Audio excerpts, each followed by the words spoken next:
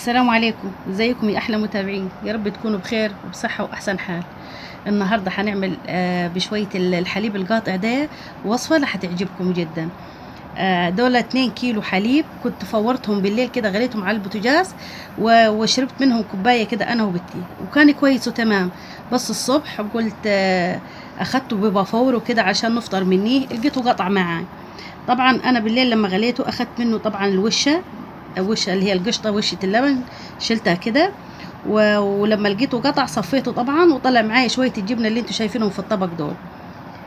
تمام. وادي معلقتين القشطه اللي طلعتهم من الوشه. ده كله اللي هنستخدمه. طبعا الجبنه هندخلها التلاجة، لا هناكلها في اي وقت تاني. وادي معانا اللي هو زي ما تقولي الشرش او اللبن القاطع ده اللي انتوا شايفينه كده. طبعا انا رجيته كده، واللي هستخدمه في العجن وفي الوصفه بتاعتنا. هنا يا حبايبي هجيب العجان بتاعي، واللي هنزل بكوبايه ميه دافيه، ومعلقه كبيره خميره، ومعلقتين كبار سكر، ومعلقه صغيره ملح، واللي هندوبهم كده مع بعض كده. احنا نزلنا بكوبايه كبيره ميه دافيه علشان تنشط معايا الخميره، ومعلقه كبيره خميره، ومعلقتين سكر، ومعلقه صغيره ملح. وزي ما شايفين كده دوبناهم مع بعض. طبعا انا متاكده ان خميرتي شغاله، لاني بستخدمها كل يوم. هنا اللي هنزل بمعلقتين القشطه اللي هي وشه اللبن، واللي هقول لك على البديل بتاعها لو انت ما عندكيش. وبعد كده نزلت بكيلو دقيق متعدد الاستخدامات. الدقيق اللي انا مستخدمه ده دقيق تومين. وهنا اللي هنزل عليهم بقى بنص كوبايه سمنه. عايزه تعملي خليط سمنه على زيت او اعملي، يعني كيلو دقيق ليه نص كوبايه سمنه. هقلب كده المكونات مع بعضيها. واللي هنزل هنا بقى بنفس الكوبايه اللي عيرت فيها الميه، اللي هاخد من اللبن القاطع كوبايتين. نزلت هنا بكوبايتين، واللي هخلي التالتة كده على جنب. لما احتاج منها اللي هنزل بشويه شويه. انا طبعا عارفه دقيقي اللي هيستخدم كديه علشان انا مجرباه. هنا طبعا قلبناه بالاسباتيولا، وبعد كده الحاجن بايدي. يعني كده اهنا كيلو الدقيق اخد معايا كوباية مية اللي دوبنا فيها الخميرة والسكر، وبعد كده نزلت بكوبايتين من اللبن القاطع. لو انت عايزة تحطي لبن يعني كويس هتحطي، عايزة تحطي زبادي لا هتحطي. طبعا بديل القشطة لو انت ما عندكيش، بدل هتحطي تنزلي بنص كوباية سمنة، لا هتحطي كوباية الا ربع سمنة. يعني هتنزل كوباية الا ربع سمنة بدل القشطة. وهنا حبايبي انا نزلت بربع كوبايه ربع كوبايه من اللبن القاطع اللي انتوا شايفينه. يعني كميه السوائل كلها كوبايه ميه وكوبايتين وربع لبن القاطع، يعني 4 كوبايات وربع من الماده السائله. هنا زي ما انتوا شايفين العجينه لازم هنريحها طبعا يعني دقيقتين كده، وبعد كده اللي هنرجع نعجنها تاني عشان توصل النتيجه كويسه جدا في العجين، وكمان ما ياخدش معاكي عجن كتير. لو ريح العجينه دقيقتين وبعد كده ارجع عجنيها تاني. العجينه بتاعتي لازم تكون متماسكه اهيكم زي ما انتوا شايفينها خالص. عايزينها يابسه بالشكل ده زي ما انتوا شايفين كده. البكاكين حبايبي طبعا انتوا عرفتوني انا هعمل بكاكين او هعمل كوماج علشان تجب معاكي. الكوماج يجب معاكي او البكاكين لازم العجينه تكون متماسكه. شايفين بعد ما خمرت طريت معايا كده شويه، لازم نعمل حساب التخمير. هنا اللي هجيب صينيه، طبعا الصينيه ما مدهوناش اي حاجه، ومش ما تقلقيش مش هتلصق معاكي لان العجينه زي ما قلت لك يابسه. هقطع كل العجين اللي انتوا شايفينه دياتي بنفس الحجم.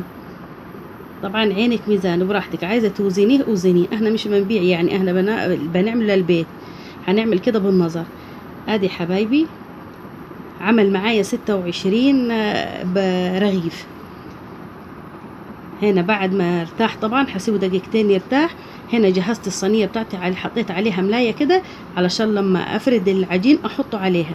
هاخد اول كوره هفردها على شكل بيضاوي، وبراحتك لو عايزه تعمليها شكل دائري هتعمليها.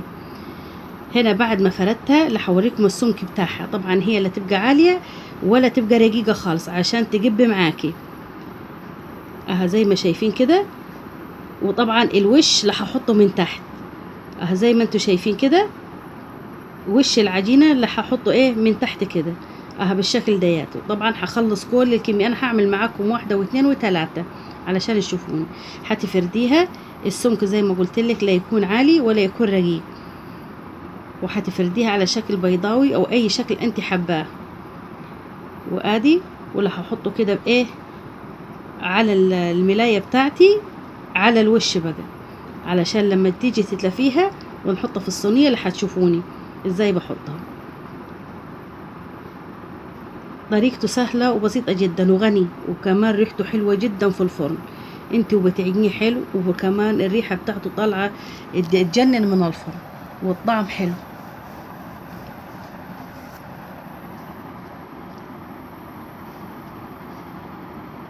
وزي ما قلت لك انت لو حابه، لو ما عندكيش قشطه لا هتزودي السمنه، بدل من نص كوبايه هتخليها كوبايه الا ربع. ادي شايفين السمك، شايفين؟ وعلى الوش بقى هتحطيها. انا بكده اللي هخلص كل الكميه دي ولا هرجع لكم. هذه حبايبي خلصتها. طبعا انا اللي هفرد كده ملايه تاني فوقيها، ولا هكمل باقي ايه قطيع العجين بتاعي، وهوريكم باقي الكميه اللي قاعده. ادي حبايبي الكور اللي قاعده اللي هخلصها، وبعد كده اللي هنشوف هنعمل ايه. ادي شايفين؟ ادي الرصه دي اللي من تحت ورصه من فوق، ولا هغطيهم ولا هشغل الفرن بتاعتي. طبعا الجو حر مش هياخد معاكي وقت، بمجرد ما هتخلصي اللي هتلاقيه خمر. ادي هنا عندي الصينيه اللي انا قطعت فيها. طبعا انا اللي هخبزه الصينيه بارده تماما. لو انت هتخبزي في فرن البوتاجاز بقى هتسخن الصينيه، لكن لو انت هتخبزي في الفرن بتاعت المخبوزات اللي هي اللي بنخبز فيها العيش والفطير، لا ما هتسخنيهاش عادي، بس الفرن هتكون سخن جدا جدا، والنار هتكون عاليه من تحت ووسط من فوق. ادي هنا من داخل الفرن شايفينه جابب ازاي؟ ما شاء الله.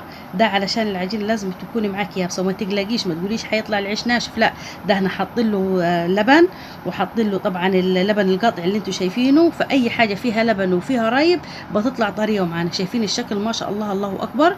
طبعا انا عملت اللي لونه فاتح ده عملته لينا، لكن اللون غامق دياتي بنتي قالت لي غمقيه شويه، اعملي لي كام واحد كده يكون لونه غامق، فعملته. شايفيه شكله من تحت ومن فوق؟ ما شاء الله جميل جدا، والطعم والريحة حلوة خالص. عايزاكم تجربوه والله العظيم وحتدعوا لي. ينفع لكل حاجة، الفطار والغدا والعشاء والسندوتشات للمدارس ولسحور رمضان. يلا بقى لو عجبكم الفيديو بقى حطوا لي لايك. السلام عليكم.